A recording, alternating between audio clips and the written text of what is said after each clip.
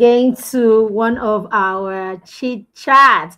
If you are here with me, I salute you. Welcome to our evening chit chat. It is 8 p.m. that time where we come and we have a conversation. All right, we've been doing this for the in the last week. Yeah, we've been doing this in the last week, and we've had an amazing, we have amazing sessions every evening where we talk about, these days we talk about the importance of storytelling, right, and incorporating story routine, in your family.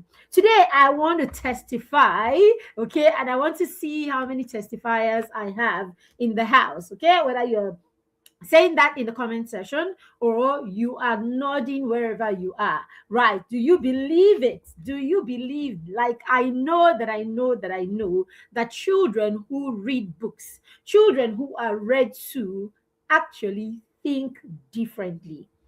Who knows this and who believes this? Children who are read to think differently. Children who read books think differently. Now, this is the cool thing about it.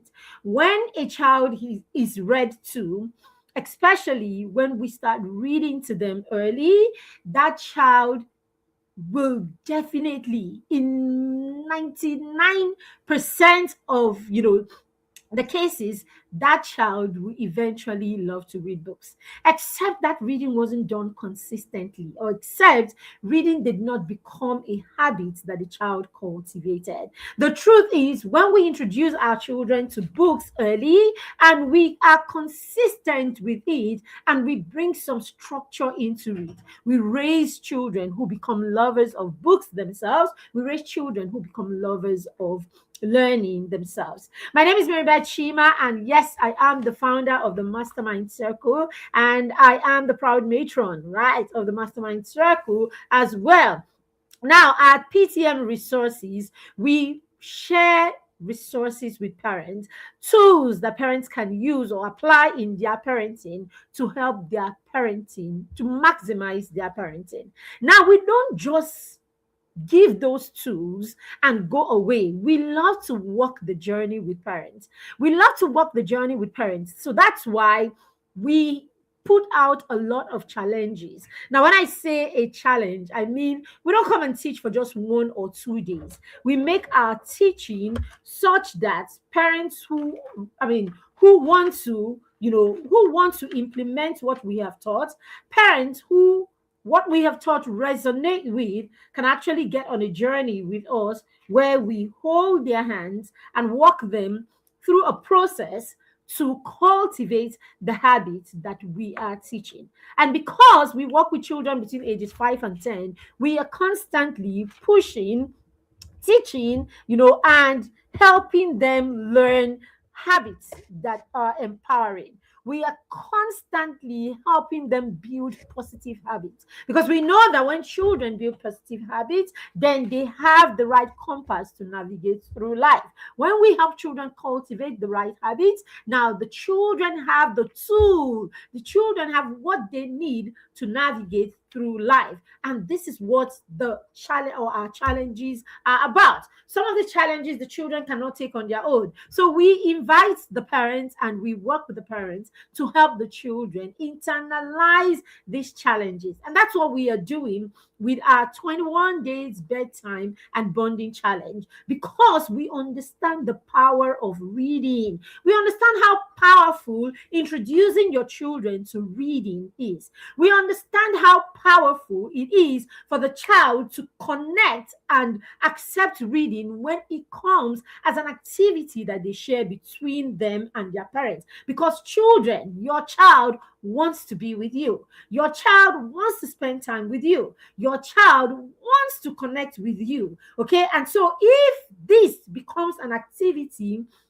that you can do together, or this becomes an avenue for the child to have your attention, then children begin to see reading as something that can bring a sense of satisfaction. I say this all the time. I said activity plus a sense of satisfaction is actually equal to motivation. So, are you trying to get your child motivated? Are you trying to get your child to start doing something or practicing something or to cultivate a positive habit? Why don't you get into that place where you make it an activity, a mutual activity between you and your child? And because the child wants to work with you, the child wants to build with you, the child wants to stay with you, the child wants to connect with you, especially when they are young, especially when they're much younger, then that's it. You get it right once and for all. And who says that your older children, even your teenagers, do not want time with you?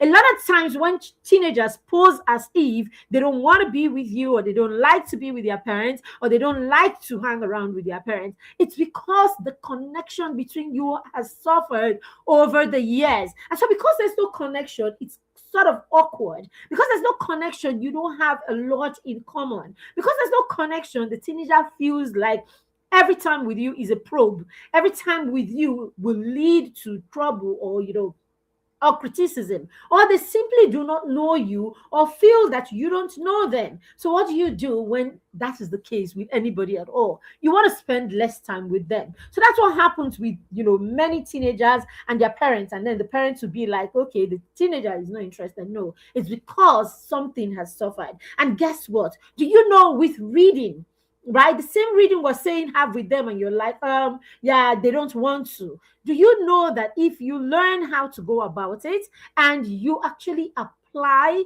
reading and storytelling, right, in a structured way into your routines in your home, right, and into your system in your home, that can help bridge the gap between you and your child and help you begin to, build on that relationship by connection again. So, yes, I repeat, children who read think differently. People who read think differently. They ask deeper questions. So when you begin to take your child through this reading journey, when you incorporate bedtime stories and pillow talks into your relationship, and you do it effectively, you structure it in a way that it actually triggers learning, it triggers thinking, it triggers, what it does eventually is it helps you raise a child who is curious and is not afraid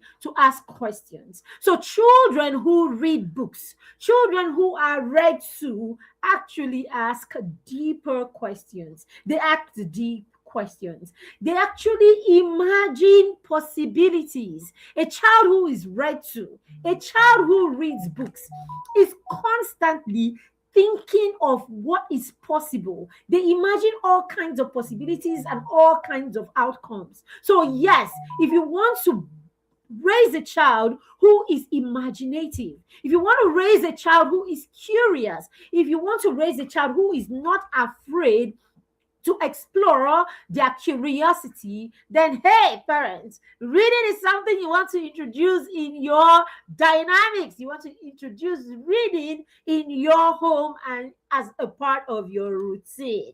Hey, children who read books and who are read to actually express themselves clearly. Do you know that? I have two children who read well. If you meet my 10-year-old daughter, everyone who has met my 10-year-old daughter and has related with her will tell you this one, the old, as in the old soul. That's what they tell you. Because of how much she reads and because of how much reading, has opened her mind to, right? Our daughter comes to the table with deep questions. Her imagination is, as in, it's deep. I remember, one of my friends picking our daughter to her place at the time we had just met, and all of that. And she had to, do some bit of school run for me.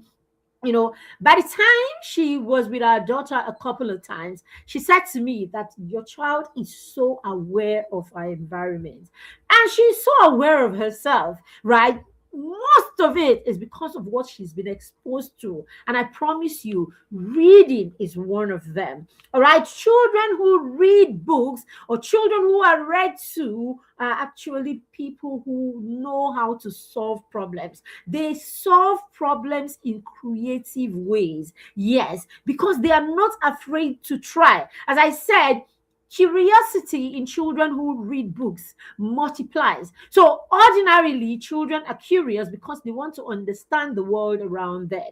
Now, a child who reads books is many times more curious because the child has a whole wide range of things to imagine from the books that they read. So, those children are more, I mean, their imagination is wild, and so they always have something they want to explore. They always will have something that they are curious about, and they know how to go about solving problems or seeking for solutions in creative ways. So, yes, if you didn't know this, know it today that children who read books or children that books are read to eventually become children who read books, and children who read books are highly teachable. They are children who are highly imaginative, and these children are highly curious. These children know how to solve problems in creative ways, and these children know how to imagine possibilities. So, if you're a parent, you have children, even if that child is 1 year old, even if your child is 6 months old, 10 years old, 12, 13, or 15, right? Read with them.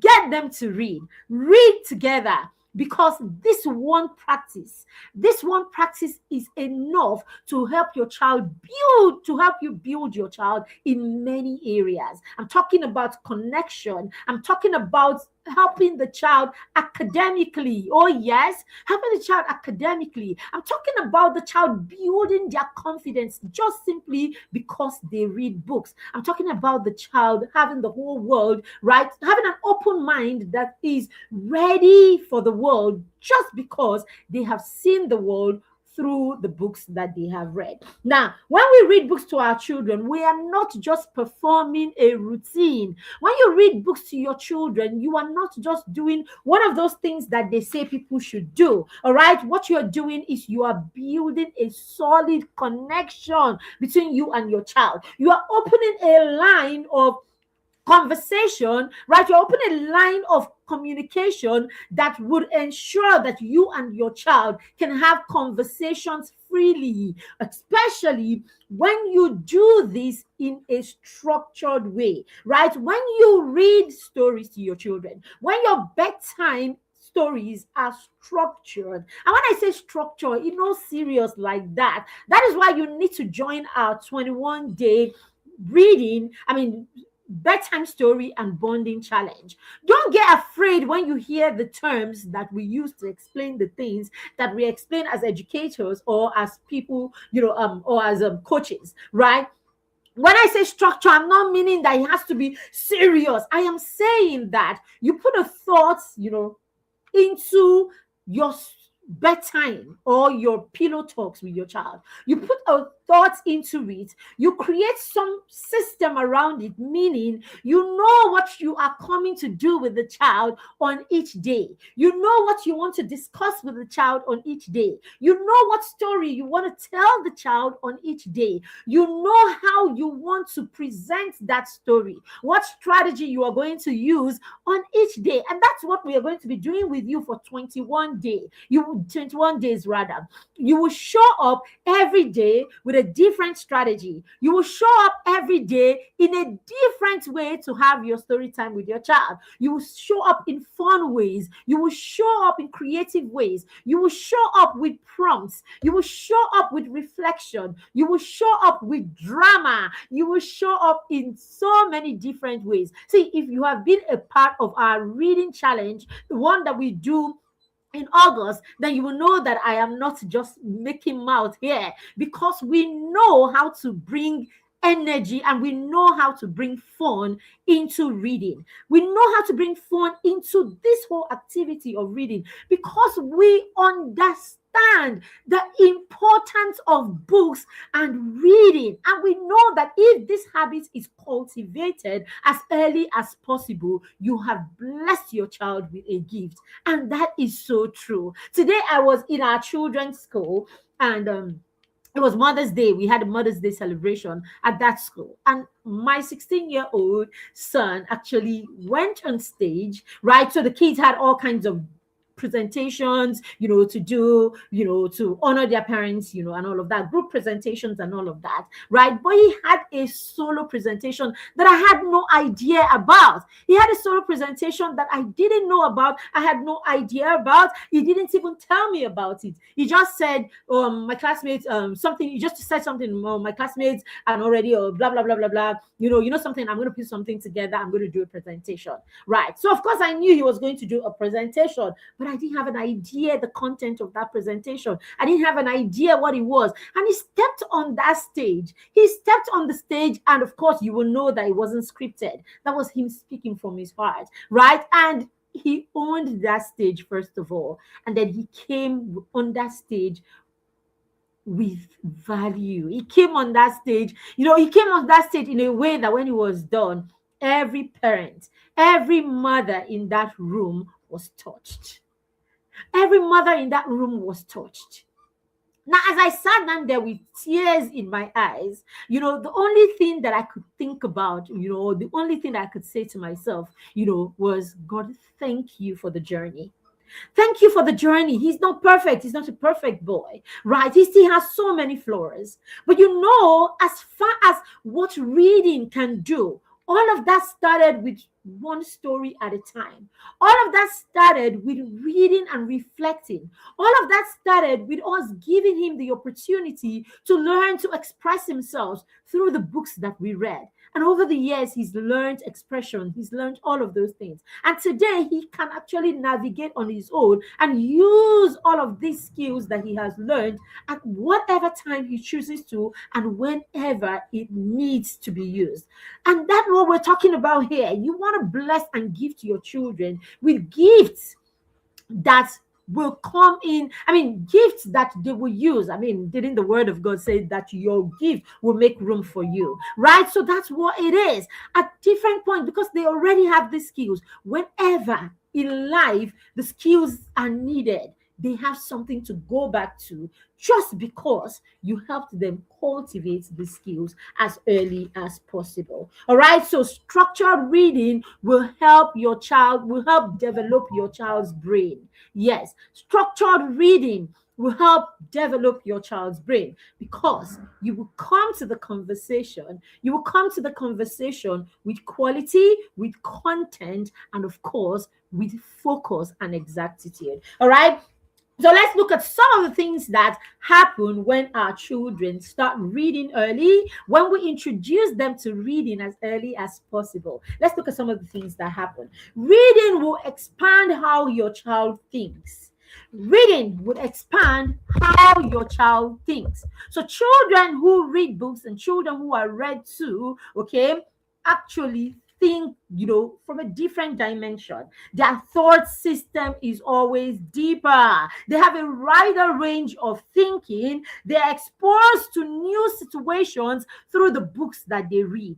They're exposed to new characters through the books that they read. They are exposed to new perspectives through the books that they read. So children who are read too early, children that have bedtime story as part of their routine and experience, right, as early as possible and over the years, usually have an open mind. And so this kind of children usually would have they can see life through different perspectives. You don't have this kind of children constantly putting other people's suggestions and opinions down, because they are open to perspective. They've seen different characters, right? And different characters in their different elements, in their different settings. They have seen characters contrast. They have seen all sorts, and so they are open to new ideas. They're open to new perspective. So if you want your child to have an open mind and you want your child to explore different perspectives, then book it is. You need to start that bedtime routine today, and you need to make it structured. And that's why we are here. That's how we are here with the 21-day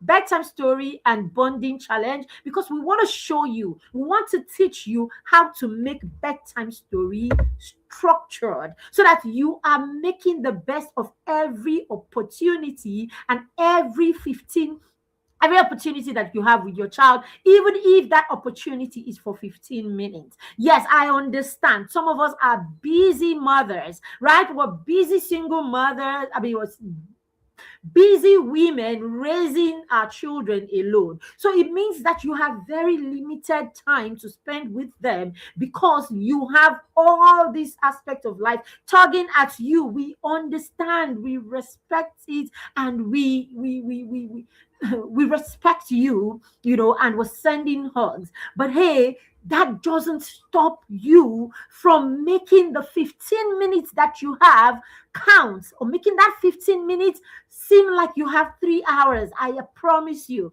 There's a way you learn how to use the 15 minutes that you have with your child when you tuck them into bed, and it will seem, or it will be as effective as someone who has or had 2 or 3 hours with their child. And I'm not capping. I mean every word of what I am saying. Okay?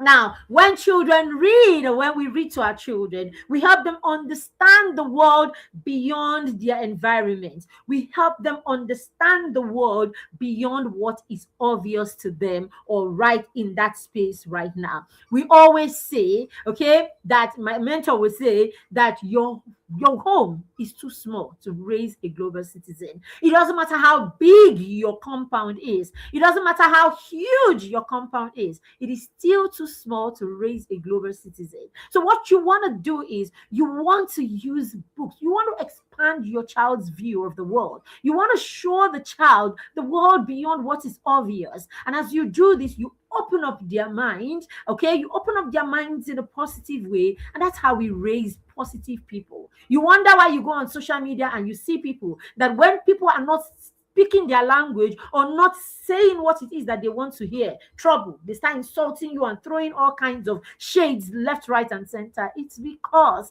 a lot of the times these people have not been given a view of the world that is beyond their scope. And so we grow up like that, with a very myopic or small scope to the world because we've not seen the world through a different perspective. So don't raise your child like that. Let's not raise children like that anymore because we know better. Someone said I am frozen.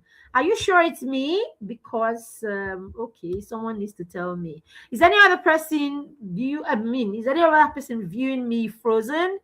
Um is any other person viewing me frozen? Good evening. How are you, ma'am?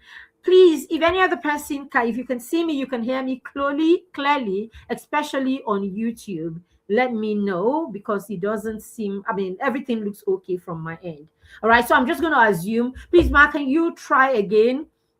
Okay, I want to expand my child's view so you're not. Okay, thank you so much. Thank you so much for that. All right, so that's it. So that's part of why you want to get your children, you want to read stories to your children, parents. See, it's not even it's not something you want to negotiate.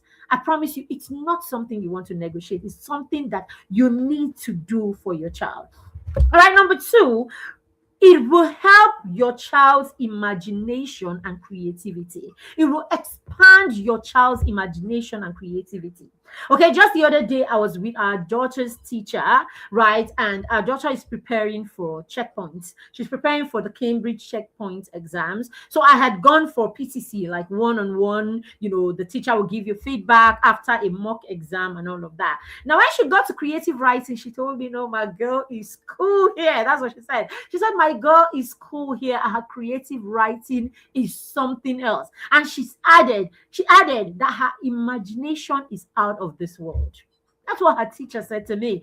Her teacher that is teaching her for what? Just this school year. She said her imagination is out of this world. And I know what she's talking about because her daughter's imagination is actually out of this world because she loves to read. I know this.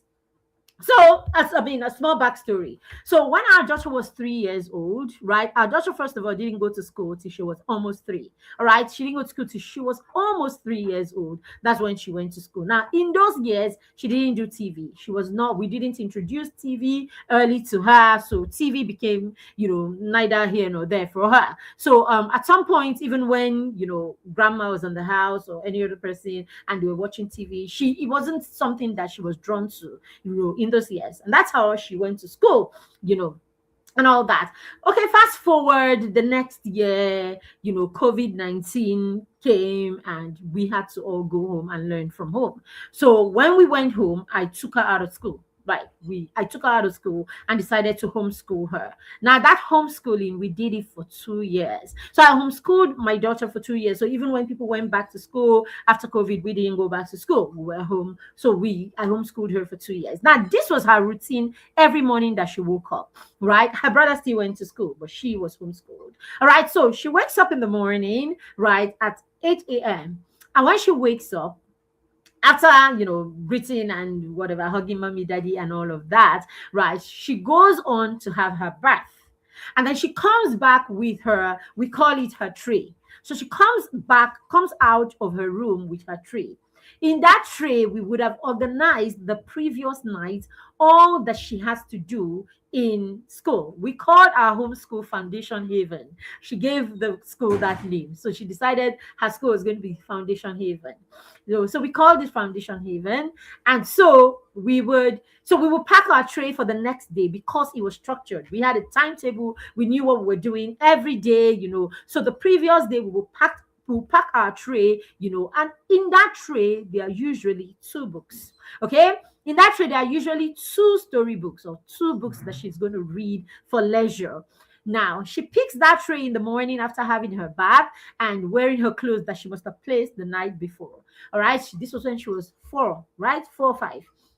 So she comes out and then she reads her first book. So the first thing that our daughter did in the morning after waking up, praying, and going to have her bath was to read a book. So while I'm putting breakfast together in the first year before we now got into, because even in our curriculum, we had, teaching and cooking, and all of that. So why I'm putting her meal together, that of course I would have prepared with her brother before he left to school. So why I'm trying to warm it or, just try to serve it, for her to come and pick, she reads a book. So she read a book every day. She read at least one book every day. So the first thing after we've had breakfast is we now talk about the book that she has read. So you see how structure was put into our reading time. So when I come back and we sit down, she begins to tell me what it is that she read in the book. And we had conversations. I mean, in that we talked about the book, like in a full conversation where we refer to the characters as if they are people that we know. So I was like, something like, Mommy, do you know that this Mila is such, she's not sensible at all. How could you do that in Miss Marlin's class? She actually stood up when Miss Marlin said, so we talk about the books as if, it's something that is happening in our house and all of that. So our daughter learned to express herself. She learned she learned to analyze the characters in a story. She learned to proffer solutions, right? And she would go like, look at what he did in that story. If it was me, this is how I would have done it. So she learned to solve problems through reading those books. At the end, she would tell you how she thought that the book should have ended. I don't even like how the book ended. Why didn't he do this? Or why didn't he do that? And all of that. So this is it. This is the power of a simple book. We read that and we're done with the book. We've analyzed the book. We reflected on that book, and then I'm using prompts to get her to talk more. I'm using prompts. Are you serious? So what do you think she could have done now? Prompts, and with that, I'm getting real conversations, and then I'm able to say, oh, can you imagine Does that remind you of something that happened in this house? Something that happened sometime. And she's like, oh, that's true. On Sunday, right? This person did. She's able to go back and connect it with our real life situation, and all of that. Beautiful experience. Beautiful experience. And so, no, why would that child's imagination not be, imagination is large. Even I dare say, imagination is far and large. And do you know that because of all of that book, I mean the books, and all of that we did, right? Our daughter picked an interest in animals, right? So this year I picked my YouTube channel. So of course we have YouTube in the house, and our children can view certain things on YouTube, right? During their screen time at the weekend and all of that.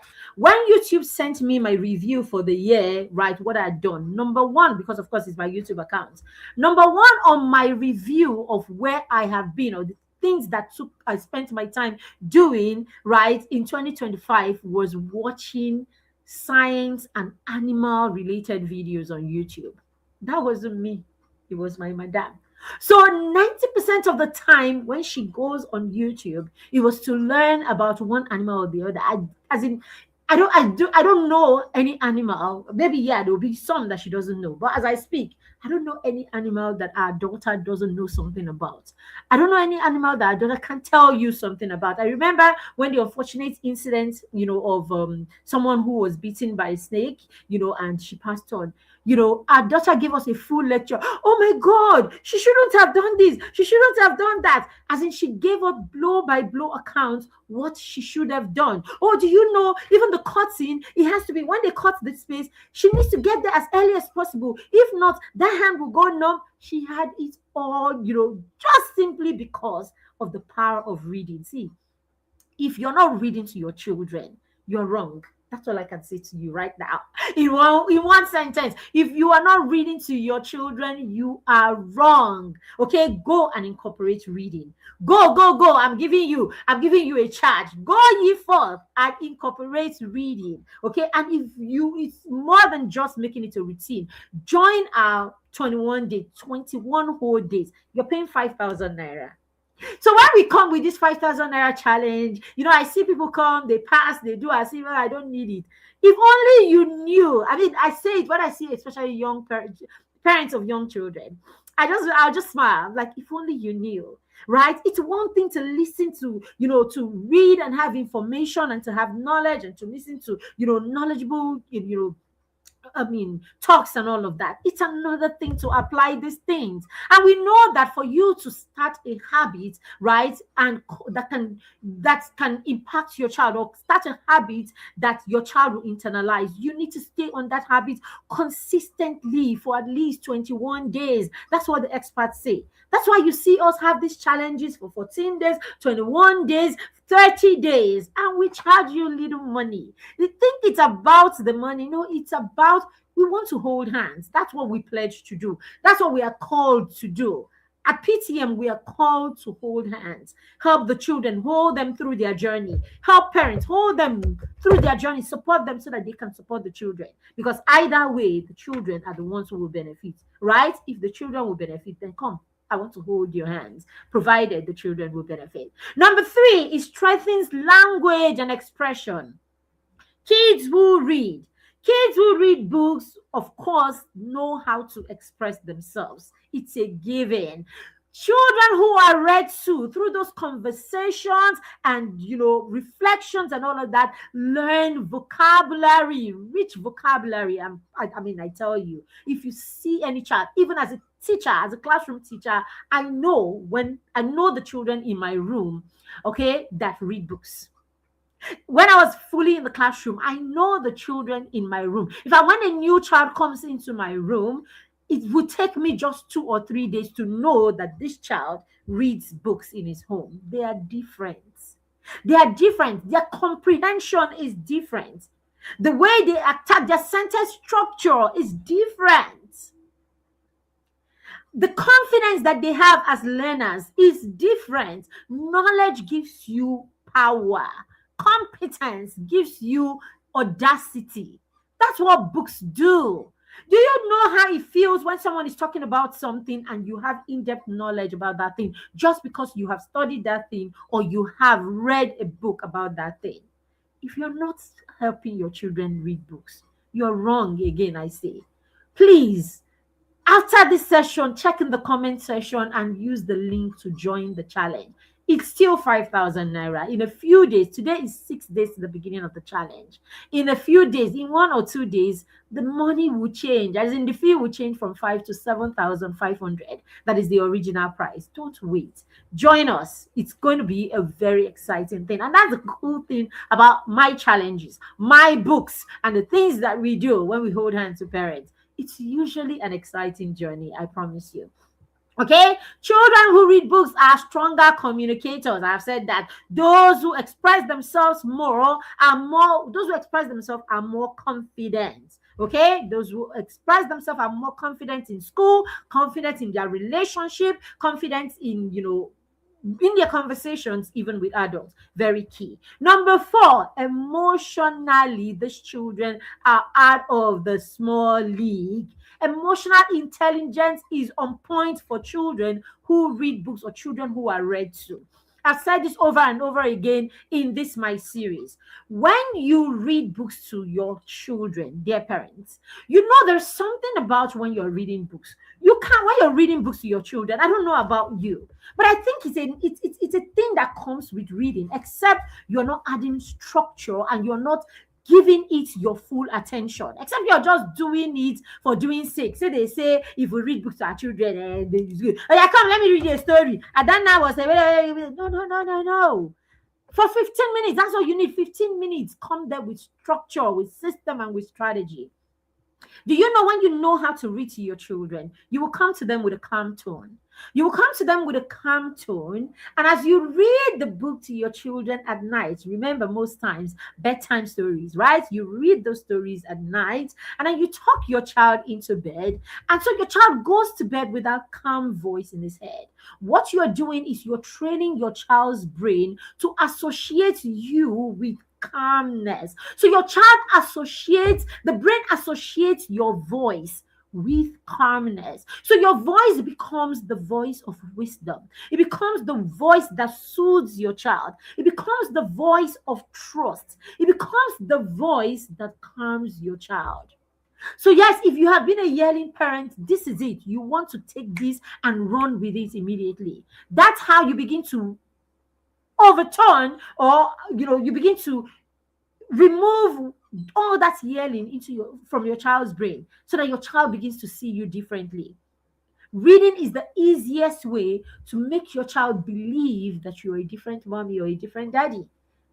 Reading is the easiest way to make your child believe that you're not that yelling parent anymore.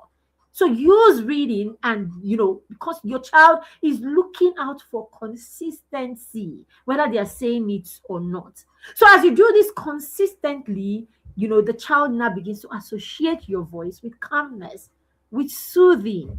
That's why they want to hear another story, and that's why they ask you, mommy, one more story, because your voice eventually becomes the voice that suits them, the voice of trust, the voice that says you are safe. Okay. And then the final one I'm going to be sharing with you today is structure turns reading into a transformation. We talked about that yesterday or day before yesterday. When you put structure into your bedtime, your story time or your pillow talk time, when you put structure, you move it from being a mere routine. In fact, just reading stories to your child is entertainment. So if you want to be like the television, you want to be like TV, you want to be like any other thing, that entertains your child, then be that parent that just comes, okay, come, let me read you a story. Then Mfon lived in a beautiful city of Uyo with her mom and dad. Being an only child, she was showered with love and attention by her parents. Blah, blah, blah. So help me God. Wow, did you like the story? Yes. Oh yeah, nah, sleep, sleep, good night, and all that. That's it. It is just a routine. That's what you're making it when you do that. But when you come in there, you say to yourself, it's 15 minutes, 15 quality minutes that I'm giving to my Adanaya. 15 minutes of undiluted attention, calm voice, presence, and of course, structure. So I am going to have that story with Ada, and today I want to talk about peace. I want to talk about peace. And so I pick up story. Where's that story that Coach Mabel wrote? Let me talk to her. Let me use Adama strip to grandma. So I'm going to go and I'm going to read the story of Adama strip to grandma, and how Adama was not afraid. And then she went, and then she got there, and her grandparents. And then I'm going to read the story. I want to read the story with calm. I'm going to read the story laughing. I'm going to read the story stopping at interval. And then we will talk about how Adama, that scene, or that, that plot. We will talk about what happened there. We'll talk about how Adama dealt with that situation, and all of that. When we're done, then I would prompt my child, what do you think? Do you think that Adama could have done something differently? If it were you, would you have? And then the child goes into a whole conversation. Now we go into a full-blown conversation about Adama. And while we're talking about Adama, we are looking at how peaceful grandma is. And then I'm able to talk about, do you know peace is actually a skill? Can you see how grandma exemplified peace? Peace is not the absence of chaos. It is how you are able to stay calm even in the midst of all of this situation. Can you see how this person did it? No. Let's go back and read that part when she did it. And this is it. You're bringing learning. You're bringing learning into that time. You're bringing connection into that time. You're bringing rich conversation, rich language. You are bringing expression. You're bringing emotional intelligence. You're bringing empathy into that conversation. You're bringing all of this. You prompt your child here. You prompt them there. You know what you're doing because you thought it through. You didn't just pick the first book that your hand grabbed from the shelf. Which one have we not read? Oh yeah, now let us take Raising the Social. Don't do that. Okay, that's what we want to teach you in this 21 days. So come, let's do 21 days of structured bedtime stories. And it goes beyond bedtime stories, okay? Because we tell stories, not just fiction. We tell real life situations. We tell SOPs. We will put it all around into stories, and you have an amazing time with your child. So structure reading would actually help you include the story, discussion, reflection, and all of that. When you do that, you teach your child how to think. You teach your child how to analyze. You teach your child how to internalize the story by seeing themselves through the eyes of the character in the story. So, dear parents, we want to take you on a journey where one story, one night, and one conversation can change and transform your child. Just because you decided to join this challenge and you decided to learn and apply what we're going to be teaching you in this challenge to build connection, right? And of course, to cultivate or to introduce a habit that can help you open a communication line and a conversation line for a lifetime.